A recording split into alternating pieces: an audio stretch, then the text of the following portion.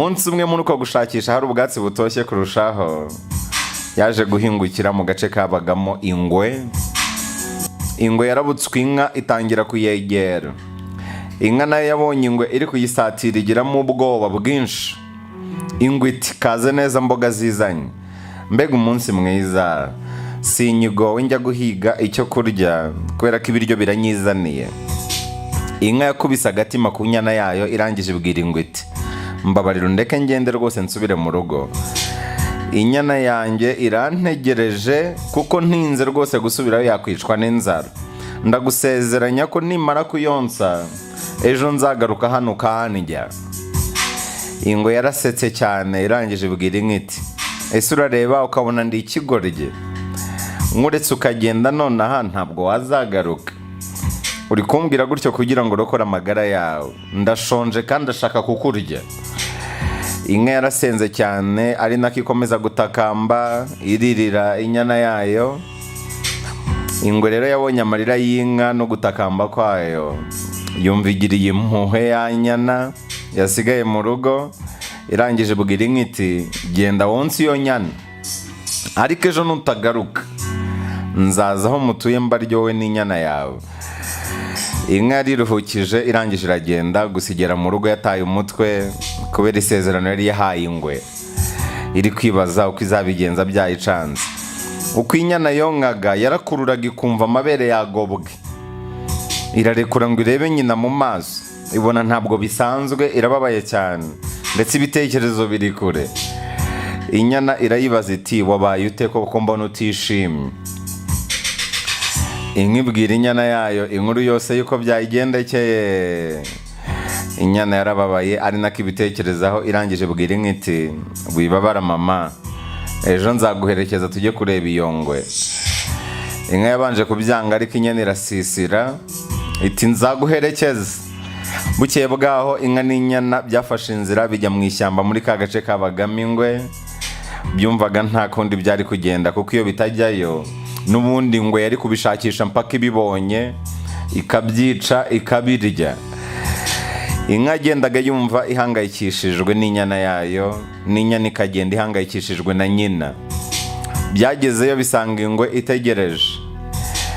Inka ibwira ingwe iti narinze isezerano ryanjye, rero njya ari kure k'inyana rwose yigende, nayibujije kuzana nanjye iranga. Inyana nayo iti oya mama, naguherekeje kugira ngo nsabe iyi ngwe iba ari ngirya ariko ikure kugende. Wambereye umubyeyi mwiza, nta kindi nakwitura uretse kukwitangira. Byakomeje kujya impaka zidashira. Ingwe rero irabyitegereza ireba urukundo zikundana, irangije iraseka cyane iravuga iti kuva nabaho sindabona inyamaswa zikundana nkamwe kandi z'inyangamugayo zibaho ubuzima bw'ukuri. Nta n'umwe ndi burye muri mwebwe. Mama wawe yarinze ijambo rye, yarinze isezerano rye, arangije aza hano kugira ngo aramire ubuzima bwawe. Nawe wanze kumusiga kugira ngo nugera hano witange mu cyimbo cye. Iyo mba ndushaka kurya mba narariye nyoko ejo hashize, ahubwo nashaka kureba ko inka ari itungo ryo kwizerwa. Ingwe yahise ibwira inka iti ngaho nimurebe hariya hirya mu gihuru.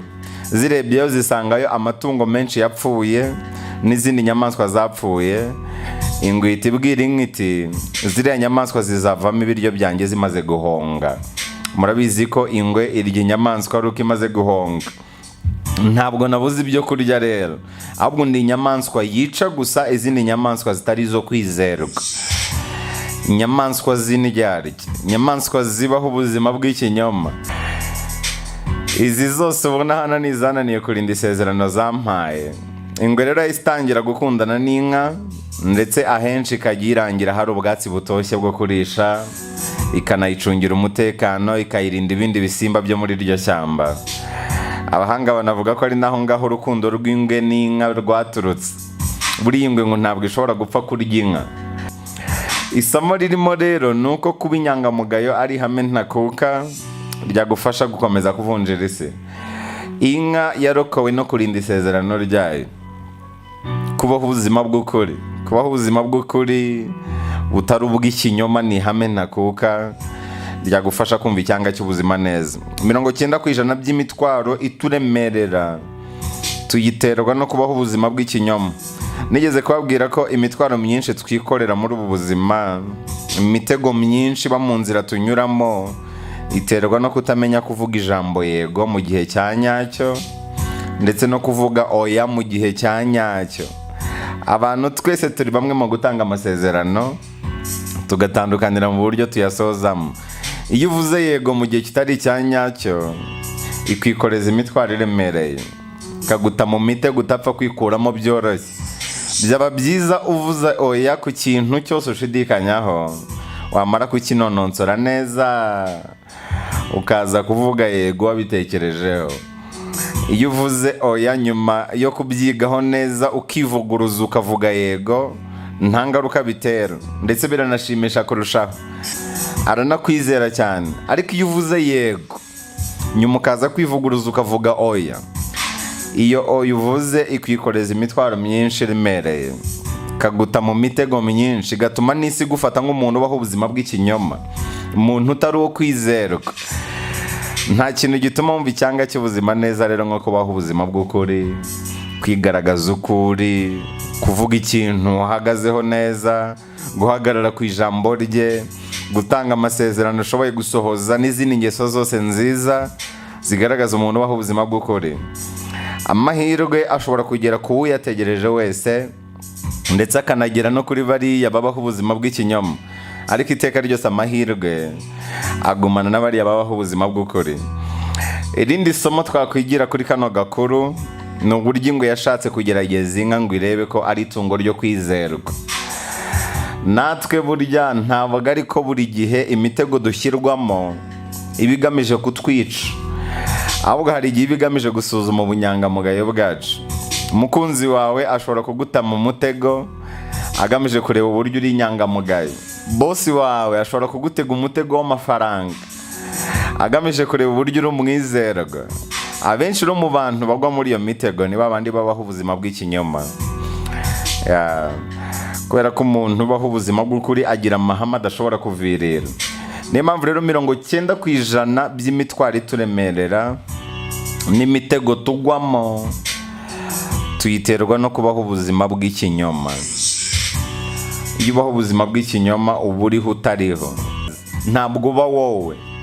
Buri gihe ukabaho ushaka kwemeza abantu, ushaka gushimisha abantu, ntabwo uri kubaho nkawe. Uri kubaho ugamije kwereka abantu cyangwa se kubanezeza. Hari umuhanga wabyitegereje asanga iyo ngeso yo kubaho ubuzima bw'ikinyoma yiganje mu bantu bari mu myaka 20. Mu myaka 20 ikintu kiba gihangayikishije abantu ni ibitekerezo by'abandi.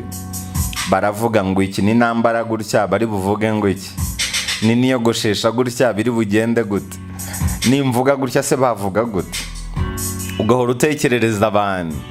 Ariko iyo ugize imyaka 40 nibwo utangira no kurenga ako kazitiro ko gutekerereza abantu.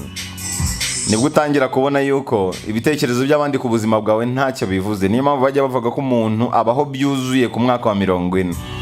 Cyagiye atangira kwambara uko yishakiye. Muzabibona abantu mu myaka 40 bambara rwose batabitekerejeho. Bambara uko bashaka, biyogoshesha uko bashaka, bitwara uko bashaka. Ntabwo baba bahangayikishijwe n'ibitekerezo by'abandi. Ikindi kintu gitangaje nuko iyo ugeze ku mwaka wa 60 usanga waribeshye ubuzima bwawe bwose, abantu batarigeze bagutekerezaho na rimwe. Abantu ntibigeze bagutekerezaho na rimwe. Nta mpamvu nimwe rero utabaho ubuzima bw'ukuri. Kubaho ubuzima bw'ukuri, garagaza ukuri, bitwara uko ubishaka, n'ubundi herezo rya twese ni rimwe. Mbere yo gutekereza ubuzima nyuma y'urupfu, banza utekereze niba warabayeho mbere yo gupfa.